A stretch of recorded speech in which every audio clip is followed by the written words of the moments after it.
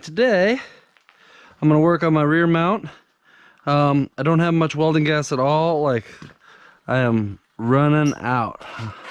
So I'm just gonna try and get some tacks in if I can, if I even have enough as I make parts. But for the most part, I want to try and get everything made. I need about an inch between these aft ones, and as you can see, just like with the twist, shrinks the tube here on this side but not this side, so it bends it down. Same here, so you can see we're much less than an inch here, even though we're an inch here. Same thing. So I gotta figure out something to space those back out a little bit. Yeah, see that difference? Ooh, hey, ooh, oh.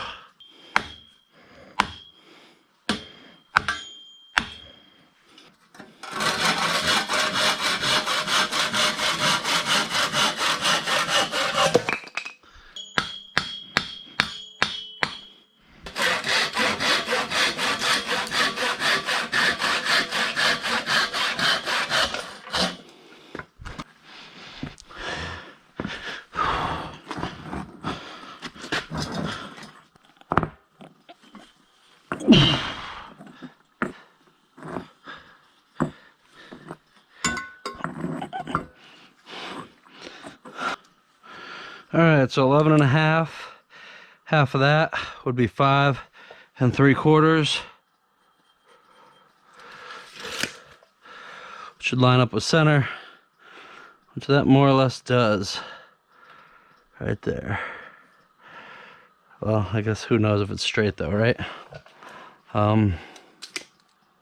what I'm gonna do next, I'm gonna tack that, and well, no, I'm not gonna tack that.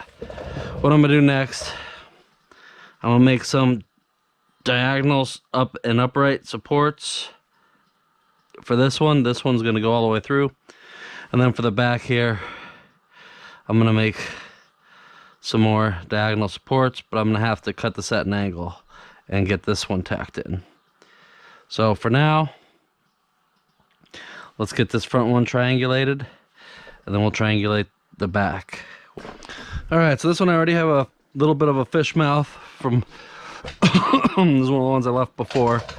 I want it to go from, whoops, approximately down here to up here.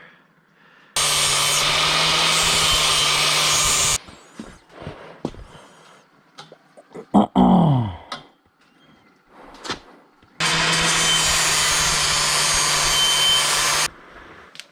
right, now let's figure the angle that it's going to attach to this other tube.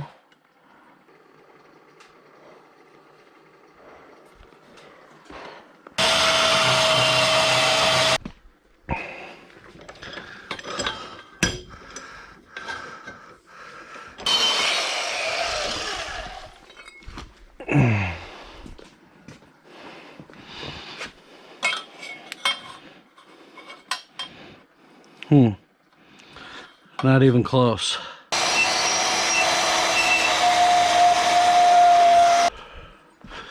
So this piece probably is not going to work, but I might be able to figure out at least what I need to do with it.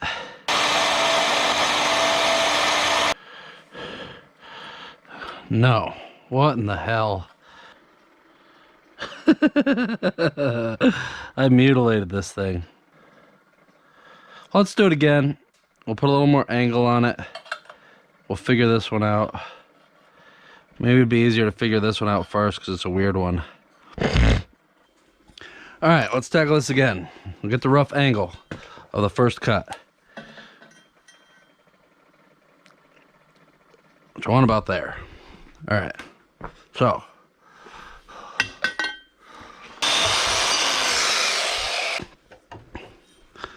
Okay, now, with my 45 to hit, I want it to be approximately like this. Whoops, I need a square end for this one. Oh, I guess I really don't.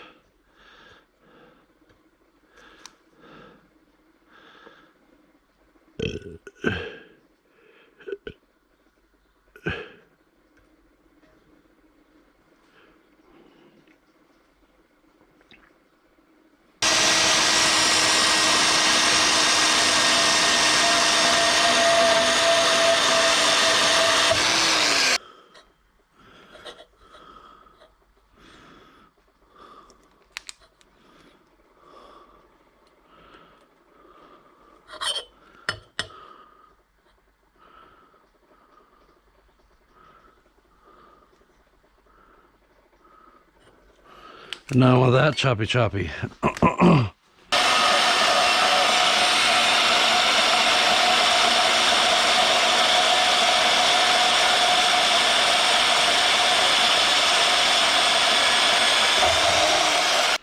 It's pretty good. I'll take a little bit out of here so I can sit down in there, clean that up. Let's do that next.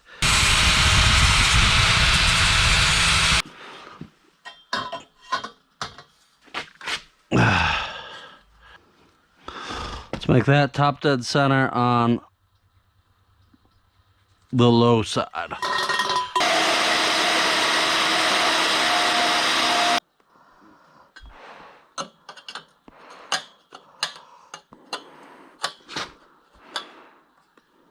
What this is gonna do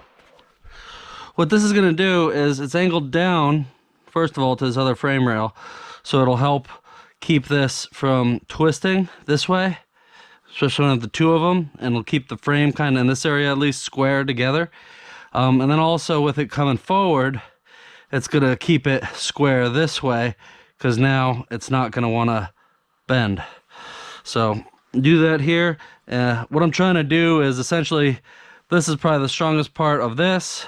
I need to make this the strongest part of this. So that way, these little tiny flanges here don't have any undue stress. It's flat and even across the 3 bolts I intend to use. And that way they should hold up. Because if this thing's like twisting and warping, it could crack these. But as long as it's putting an even pressure across it, hopefully they'll stay intact.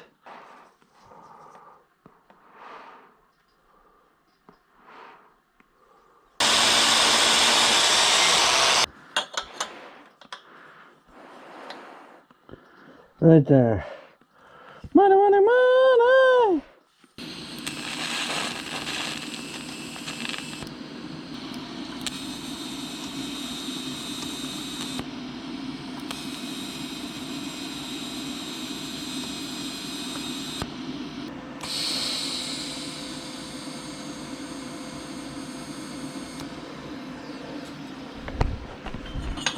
Goes over here.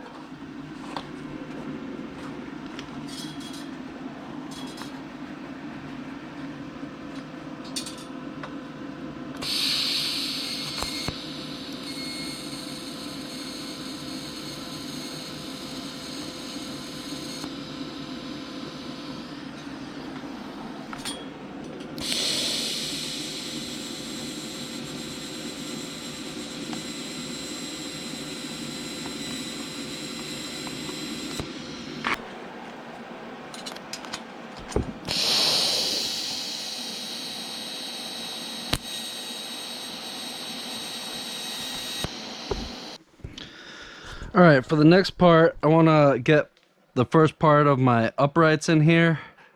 This thing, I want these to be square because that could throw off the whole back. So to do that, I'm going to measure center right up here.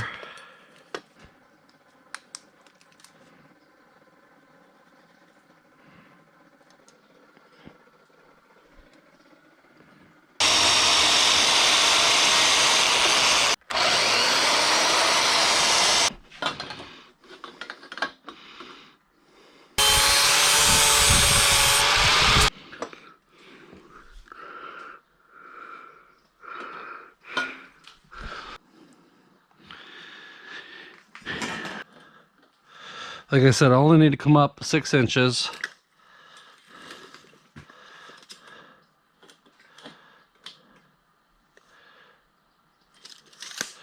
So to the P.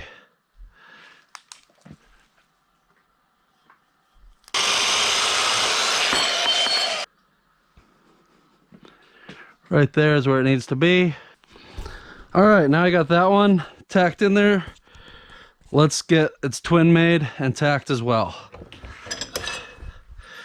So this will be the same but opposite cut. So we're at just about 15 and we're just about 14 and a half.